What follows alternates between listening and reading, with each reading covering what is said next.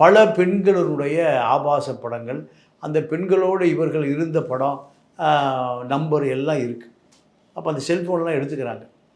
எடுத்துட்டு தன்னுடைய கட்சி தலைவரான பொள்ளாச்சி ஜெயராம்கிட்ட போகிறான். அப்போ அவர் சபாநாயகர், அவர்கிட்ட போகிறாங்க. அவர்கிட்ட போய் பார்த்தா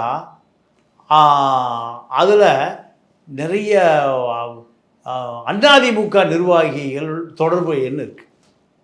நீங்கள் இவ்வளவு தைரியம் எப்படி வரும்னா ஆளுங்கட்சி சார்ந்தவனுக்கு மட்டும்தான் வரும். மீதியில் அப்பாவியாக இருப்பான். ஆளுங்கட்சி அதிகார மையம் சார்ந்தவர்களுக்கு தான் இந்த தைரியம் வரும்.